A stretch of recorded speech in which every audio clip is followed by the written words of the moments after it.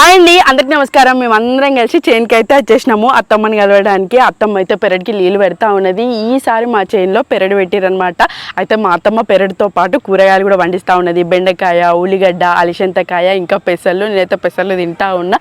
చూడండి, పెరడి అయితే నీళ్ళు లేక ఒక పక్కకు మొత్తం ఎండిపోయింది, ఇంకో పక్కకు మొత్తం గ్రీన్ ఉన్నదనమాట. వ్యవసాయం అంటే చాలా కష్టం ఉంటుంది. నీళ్ళు కూడా కొనవలసిన పరిస్థితి అనమాట. అట్లా కొని కడతా ఉన్నారు. ఇప్పుడైతే అత్తమ్మ కడతా ఉందనమాట. ఎప్పుడు ప్రతి సంవత్సరం పెరడు వేస్తారు కదా, పెరడు వేసినప్పుడు ఖచ్చితంగా ఆ మొక్కజొన్నలతోని మేమైతే గారెలు చేసుకుంటూ ఉంటాము. ఈరోజు అత్తమ్మ మైసమ్మకి వేస్తూ ఉన్నదనమాట. మా ఆయన చూడండి, మా ఆడపడుచుతో లొల్లి పెట్టుకుంటా మరి కంకులు ఒలుస్తూ ఉన్నాడు అనమాట. అందరం కలిసి పనులు చేసుకుంటూ ఉంటాము.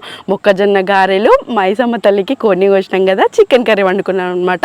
ఫ్యామిలీ అందరం కలిసి ఇట్లా ప్రతి సంవత్సరం అనమాట మొక్క గారెలు, మా చేనులో పండిన మొక్కజొన్నలతోని మొక్క గారెలు ఇట్లా చికెన్ చేసుకొని తింటూ ఉంటాము. దేవుని మొక్కు అవుతుంది, మేము అందరం సరదాగా తిన్నట్టు ఉంటుంది.